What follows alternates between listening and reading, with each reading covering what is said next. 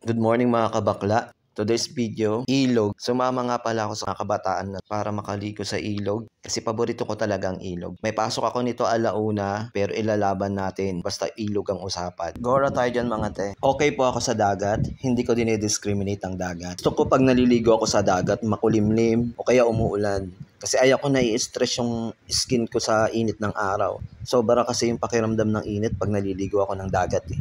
Tapos babad ka, ayaw ko ng ganon. Masakit sa balat. Mas gusto ko nga sa dagat yung may mga puno ng nyug eh.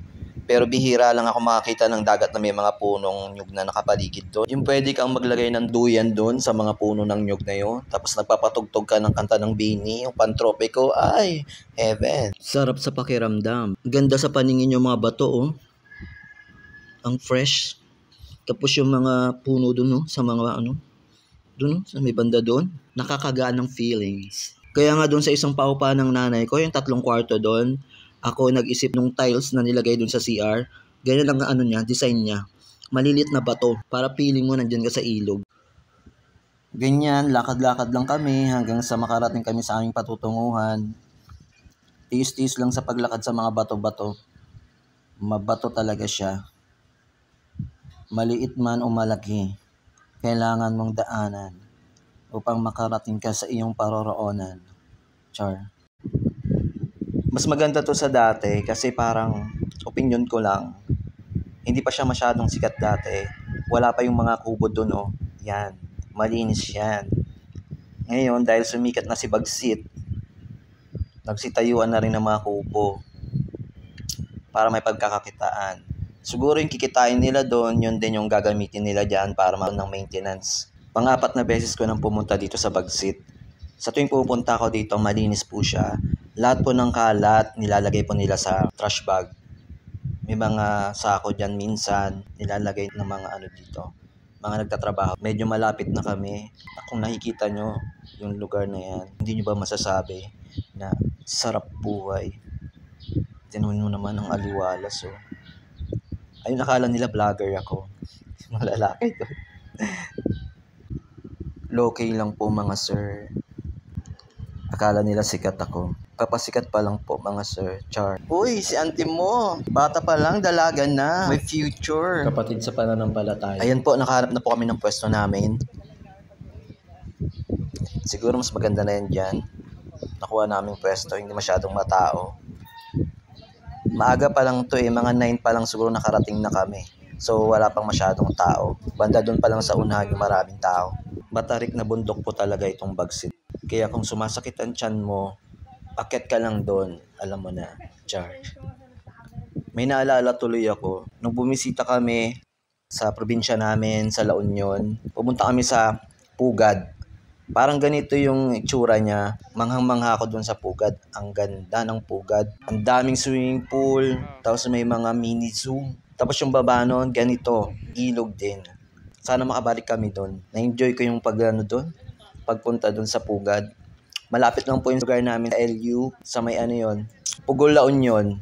Yo, malapit lang yun doon. Siguro mga 10 minutes lang yung mo.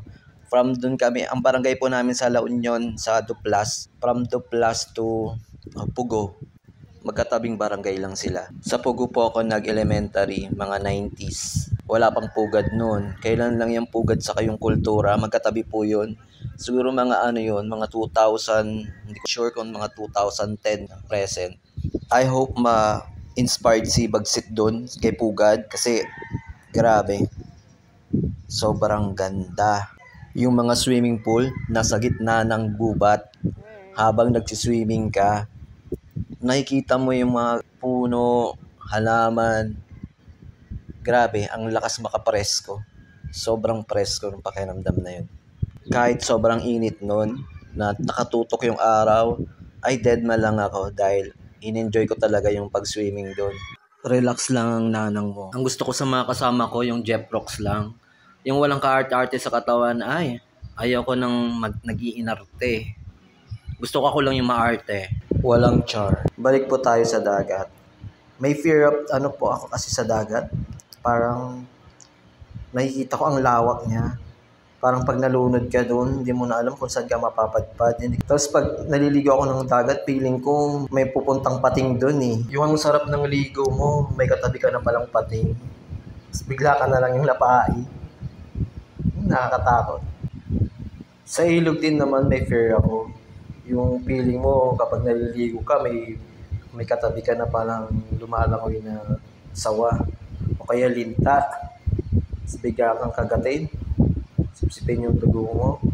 Dahil tinamad po silang magdala ng lutuan, ayan. Doon na lang po inibabaw sa kanin yung mga gulay. Bahala na si Batman. Ang saya tignan yung out of this world yung mga pinagkagagawa niyo. Nakakaaliw. Nagtanim po pala ng mga nyug sa harapan po ng dagat, sa may harapan ng bakasyon resort. Sana yun, lumaki siya. Pero parang napabalitaan ko, ninanakaw ng mga tao yung mga tinanim nila. Kasi pag lumaki yun, magiging lilim yun eh. Gaganda lang. Pipress ko siya. Kahit nakababad ka dun sa, kahit sobrang init, alam mo yung tirik na tirik yung araw, pwedeng maging silungan yun eh. Ang press ko noon. Ang bagan po kami dyan. Kanya-kanya kaming dala ng mga gulay. Ako man nagdala din ako ng talbos ng kamote, okra, tapos talong. Pagdagdag dun sa dinala din nila mga iba-ibang gulay. Ang nakakagandang tignan din dito sa Bagsit eh, mga malalaki siyang bato.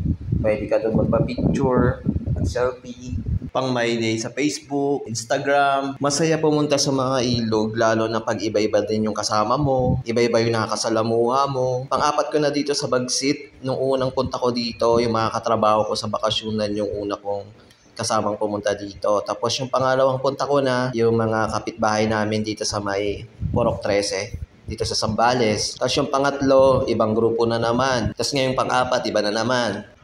Madaming otoko ka makikita dito na mga iba't ibang packs. Ay, kalbo! Mas masarap talaga maligo ng ilog kaysa sa dagat. Mas presko, hindi maalat, hindi mainit, malamig. Ayan na, this is it. Langoy-langoy na, ligo time na.